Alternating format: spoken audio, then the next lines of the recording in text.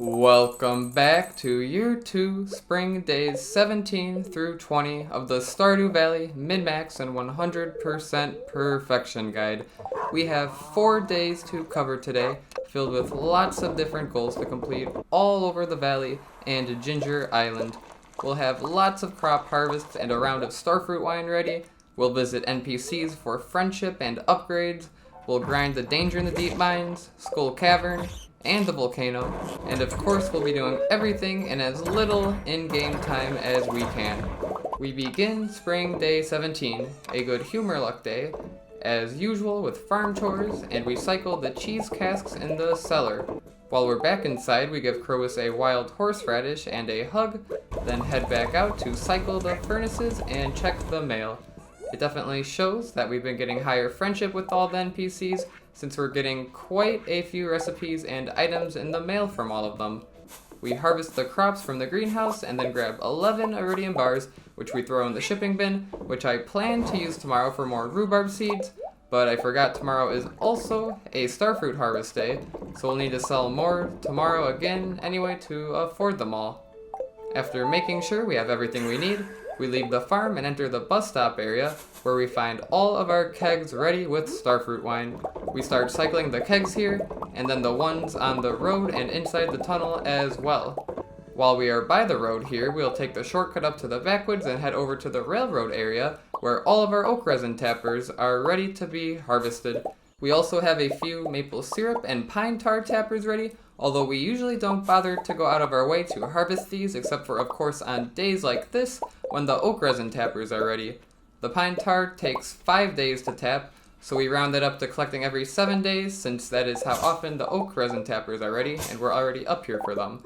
For the maple syrup, it unfortunately takes 9 days to tap, and we definitely won't bother coming up here every time those are ready, so we'll end up harvesting them every other week, or every other time our oak resin tappers are ready. The maple trees could be a good candidate for heavy tappers, which would cut down the time to 4 days, although we'd probably rather put our resources towards heavy tappers for oak trees, and even then, I think I'd rather invest my radioactive ore towards other things. I do find it slightly bothersome that all the tapper products take a different amount of time to tap, since we don't want to waste in-game time going out of our way to harvest each different type when they are ready, so we end up missing out on potential harvests, but I'd definitely rather miss out on some extra tapped goods than waste my precious in-game time. After my tapper rant, we head to the Carpenter shop and talk to Robin to order the construction of a new shed. This will be our 4th now. We also give Mario a strawberry, then Sebastian a void egg, and when we head back upstairs, we find that the strawberry must have put us at 10 hearts with Maru, as we are met with her 10 heart event. This cutscene is triggered when entering the Carpenter shop between 9 a.m. and 4 p.m., and Maru invites us to her basement and shows us a robot she's been working on, which has apparently become artificially aware and wants to pursue its freedom. Demetrius barges into the basement and catches us red-handed with the robot. Then we bring the robot outside and launch it into space to never be seen again. We also get a few dialogue options here from Maru, where the last 2 won't impact friendship, so we choose the first and tell her we're impressed with her inventions to gain 50 points of friendship with her. The second option would lose us 50, although it'll prompt another option, where the first 2 choices would gain us 50 friendship points back, and the last would lose us another 50. After this, we head up to the mine entrance and clear out the chest here of the clutter we have not touched for a long time. We then take the minecart back to the bus stop and finish putting starfruits in the rest of the kegs here. We arrive back at the farm and get our inventory organized, then craft 50 new kegs with the oak resin we gathered today. We head over to our sheds, where we will be filling this one up with more kegs. I place 1 keg outside of the shed for a nice indicator of when the kegs inside the shed have finished. It just saves us some time by not having to go inside and check if the kegs are finished or not. I should probably do the same thing for the Jade Crystallarium shed to save us some time there as well. Anyway, we place down the 50 new kegs and fill them up with starfruit to turn into wine. I will probably end up filling another shed with kegs after this one gets full, and then the other 3 sheds that will fit here will be for growing starfruit in garden pots. After a few more farm chores, we head back over to the bus stop and take the minecart to the mines, where the last time we were here, we activated the Shrine of Challenge to turn the mines into the Danger of the Deep Mines, with tougher floors and enemies, but better loot. In specific, I would like to get some galaxy souls, because I was under the impression the upgraded enemies here have a chance to drop a galaxy soul, but I could not find much information on the wiki if this is actually true or not. So if anybody does know if galaxy souls can be found in the Danger in the Deep Mines, please let me know. Even if they can't be found here, we can still grind for radioactive ore, which we will always want more of, and we can also have a chance to find special slimes, which are indicated by a little gold star on their sprite. These slimes can drop items in the special loot table, which contains quite a nice assortment of precious items. This special slime right here dropped an enricher, which we don't really need any more of, but what would be nice to get is some pressure nozzles, as eventually we might want to switch to using them on our sprinklers at Ginger Island. And also obtaining the iridium needle could be nice as a new weapon to try out. We could also get key gems and radioactive bars as special drops, which I would never complain about getting more of those. At 1:50 a.m., we warp back to the farm to try to get our inventory as organized as we can before passing out. Then we move on to day 18.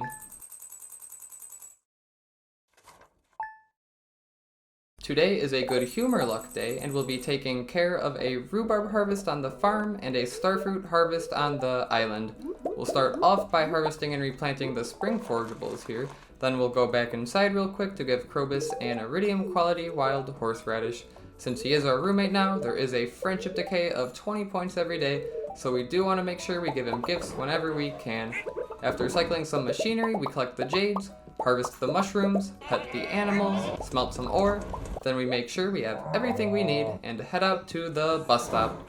We take the minecart to town and head into Clint's, where we have 180 iridium bars to sell to him to gain 270,000 G.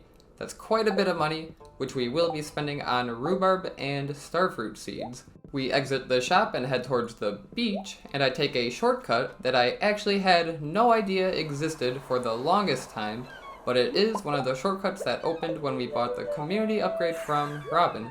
It's not the most useful shortcut, but it's still cool that it exists. We stop inside Elliot's cabin and give him a pomegranate, then we warp on over to the desert. We grab a magic rock candy from the desert trader since today is Thursday. Then we enter Sandy's oasis and buy over 500 rhubarb seeds to plant on the farm and spend the rest of the money on starfruit seeds, which we will be replanting over at the island in a bit. We warp back to the farm and head to the bottom of it to collect the fish pond row. Then we harvest the green beans real quick before making our way to the bottom left field where our rhubarbs have grown. We harvest and replant the rhubarbs at the same time, and this round will be fully grown on day 26, leaving only 2 days to plant something else. We could potentially plant parsnips or garlic, which grow in 4 days, but with deluxe speed grow and our agriculturalist bonus, will grow in just 2 days. We might also end up changing the field down here, so we could use those 2 days for remodeling, but I haven't decided yet.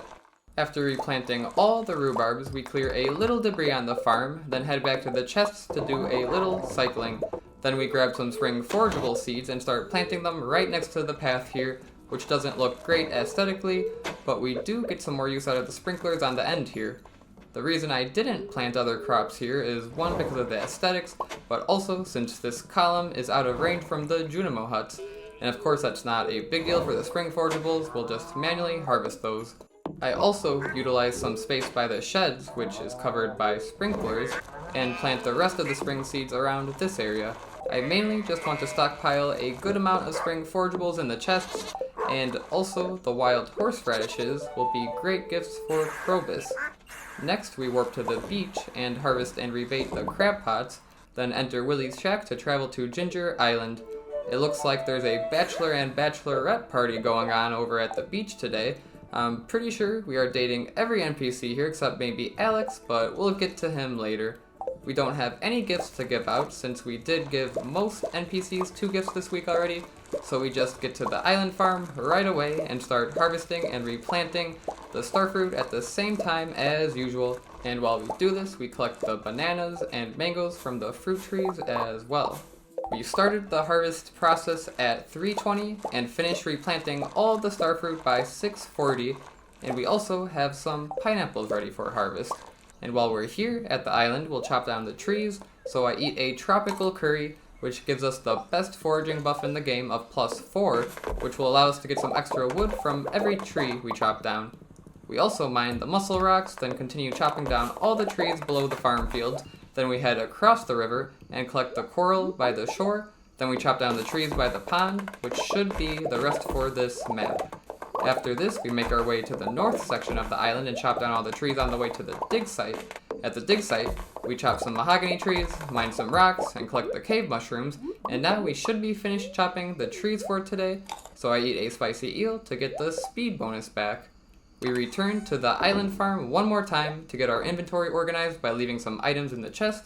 Then we travel to the volcano and find 2 lava lurkers at the entrance, but unfortunately do not get lucky with any dragon's teeth.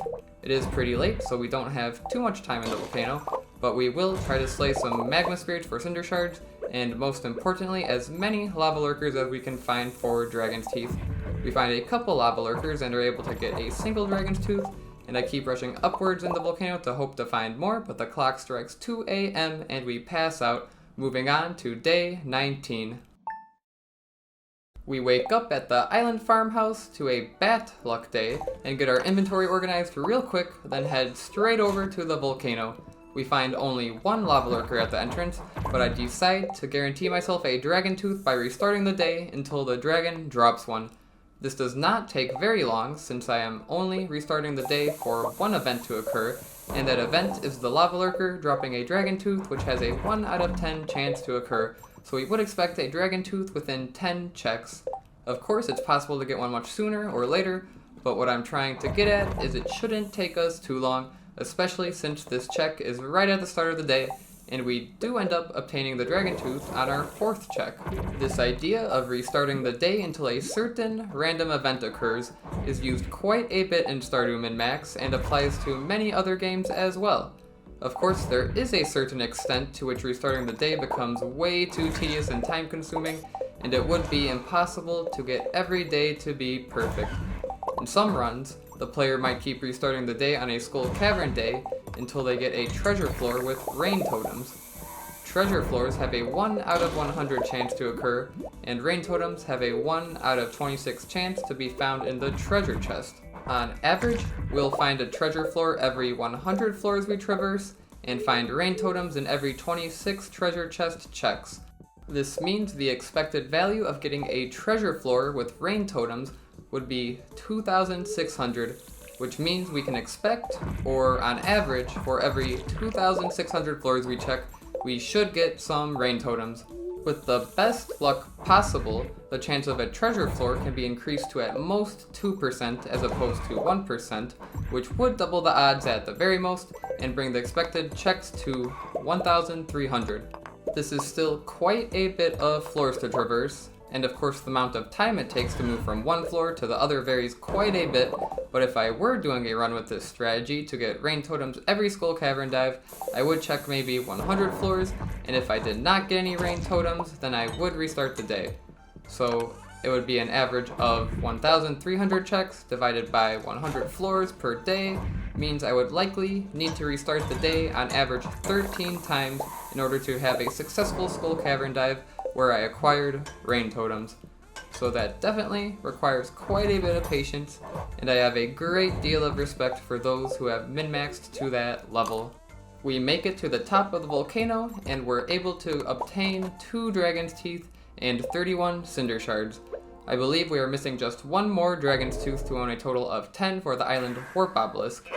We warp back to the main farm and take care of the usual farm chores that we did not tend to this morning since we were at the island, including harvesting the greenhouse crops, collecting the cave mushrooms, petting the animals, and replanting some spring forageables. After getting our inventory situated, we head out to the bus stop and take the minecart to town, where we are met with a cutscene. This is Leah's 8-heart event, which is triggered when entering town between 3 p.m. and 5 p.m. A few days ago, she did mention this to us in a different mini cutscene, where she showed up at our door, and this Archo event can be activated any day after the other one is viewed. This is also dependent on a dialogue option from Leah's 2-heart event, where she asked us if she should have a show in town or sell her art online.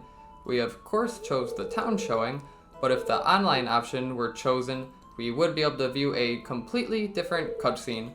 Of course, Mayor Lewis is very eager to auction off her art to take his commission, and we can also get a view of an unfamiliar NPC, which is actually Leah's ex named Kel. After this, we head inside Clint's, but he is nowhere to be found. Since today is Friday, he is at the community center, which he visits every Friday, so we cannot sell iridium bars to him. I do want to get another shed upgrade, so we return back to the farm and grab some Starfruit, then make our way to Pierre and sell him 18 gold star Starfruit, which earns us 22,000 G. I spend a bit of this money on parsnip seeds since we will need some for preserving the fields transitioning to summer, and we only need 20,000 for the shed upgrade anyway. We leave Pierre's and make our way up to the Carpenter shop, and we run into Robin on the way there, which means she is not working right now and will not do the upgrade for us. Again, today is Friday and Robin gets off work early on Fridays to go to the saloon, so we are unfortunately left with no shed upgrade. No big deal, we head into the mines and use a monster musk and start grinding some of the danger in the deep enemies in hopes for some good loot. There is a monster floor on floor 98, so I decide to grind this floor a few times, and we do get a few key gems, but nothing too exciting. We did get a good amount of monster resources, and some gold ore as well, which we always want more of. This takes us to the end of this day, and we pass out and move on to day 20. Today is a good humor luck day, and we will be taking advantage of that at Skull Cavern, but more importantly, today is Shane's birthday, so we will be giving him a gift first. When I started this day for the first time, I took care of the farm chores, including harvesting the blue jazz and strawberries first thing, and after 9 a.m., I entered Cindersap Forest to be met with Shane's 6-heart cutscene, where he is passed out, so we take him to Dr. Harvey's, and he mentions he will recommend Shane see a counselor in Zuzu City. After this cutscene, I went looking for Shane to give him a birthday gift, of course, but he was not inside his house like he should be according to his schedule, and I even searched across the entire map to try to find him, but Shane was nowhere to be found. Shane actually went to Zuzu City to see a counselor, which means we cannot give him a birthday gift. We can't let this fly, so I exit the game and restart the day, this time knowing we must enter Cindersap Forest before the cutscene can be triggered at 9 a.m., so hopefully Shane will be waiting for his birthday present inside his house. We do a few farm chores and then make our way to the forest, and indeed the cutscene is not triggered, and we can find Shane inside the house, and we give him a hot pepper, which puts us at 8 hearts with him, so we give him a bouquet and start dating him. After this, we warp back to the farm and can now take care of our crop harvests. Once again, our strawberries have grown on a rainy day, so the Junimos get yet another day off, and we must harvest them ourselves. And after picking every strawberry, we finish harvesting the blue jazz and replanting them with rhubarb seeds, which will finish growing on day 28, the last day of spring. After this, we warp to the desert and begin our Skull Cavern dive, which will take us to the end of this day and the end of this video. The next day is going to be a super luck day, and we will for sure take advantage of this and try to have our best Skull Cavern dive of the series yet. We'll go crazy with staircases to get as deep as we can, then once there is loads of iridium nodes, we'll use lots of bombs and explosive ammo to collect tons of iridium ore and more loot as well. I will plan to live stream this dive sometime this Saturday, most likely around late morning in the America time zones, so I do hope anybody who is interested is able to make it. I'll also, of course, cover this dive in a typical video of mine, so if you are looking forward to this and future videos, please consider subscribing so you can be sure to see them when they come out. And feel free to leave a comment with anything you'd like to share. Perhaps share any tips you may have for having an extremely lucrative Skull Cavern dive. As always, thank you for watching, and goodbye.